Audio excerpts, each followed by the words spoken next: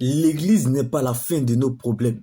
Jésus-Christ n'est pas venu pour nos problèmes, mais plutôt pour les pécheurs et pour le salut de notre âme.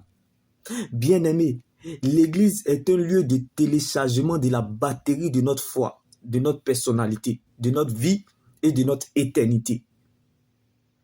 L'église n'est pas la fin de nos problèmes.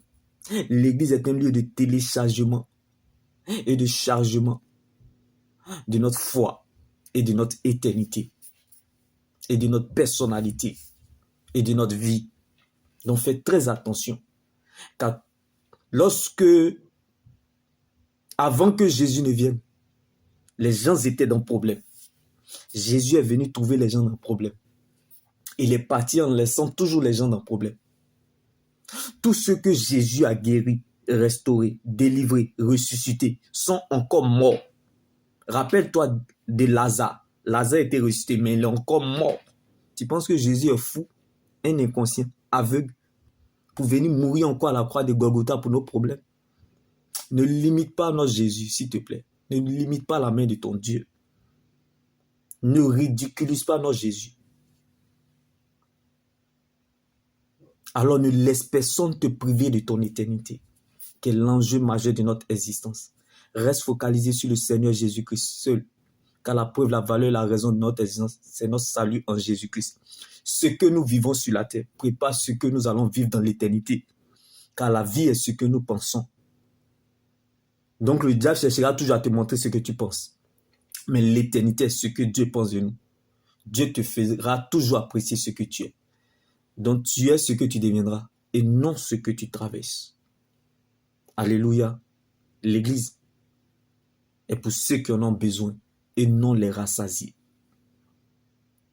Donc pour reconnaître un vrai homme de Dieu, une vraie servante de l'Éternel, c'est par la connaissance et la révélation de son Dieu, qui est Jésus-Christ, notre autorité. Sa parole est notre position, son sang est notre couverture, son esprit est notre force, la foi est notre victoire et la résurrection est notre liberté.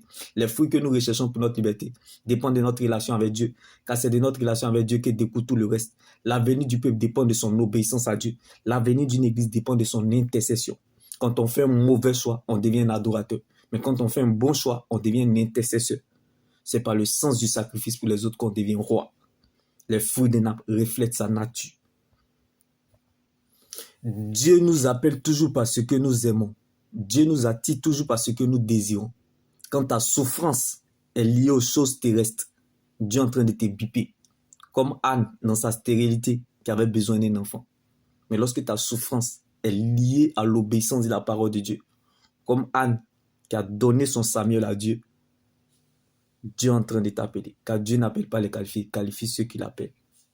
Lorsque Anne a reconnu ses limites, Dieu s'est souvenu d'elle.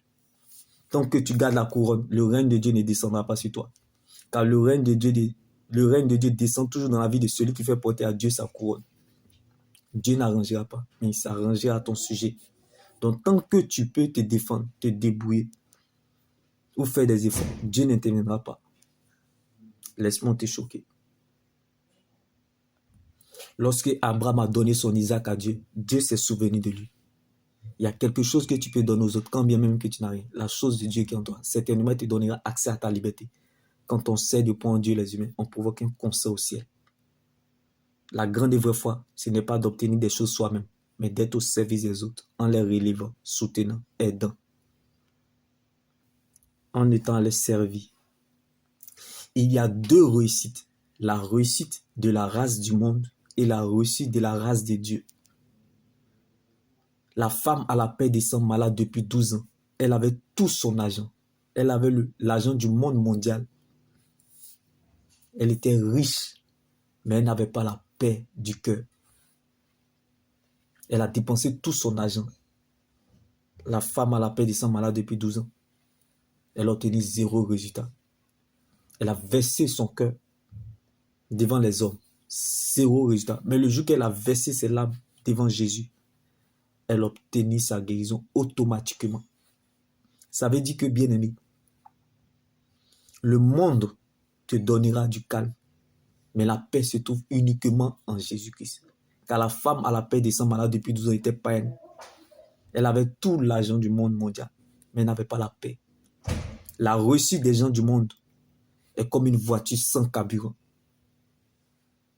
Tu as l'impression qu'ils vivent, mais pourtant ce sont les morts parmi les vivants. Il faut les voir vivre, on dirait qu'ils ne vont jamais mourir. La réussite de la race du monde, les réussites, la race du monde, c'est comme l'emballage d'une enveloppe. Pourtant tu le sais, la valeur d'une enveloppe, c'est son contenu. Alors sauve ton âme, comme cette femme à la paix des sangs qui toucha le bord des vêtements de Jésus. Et automatiquement, sa maladie s'arrêta. Et elle fut guérie. Alléluia, bien-aimé. Cherche le Seigneur comme on cherche l'argent.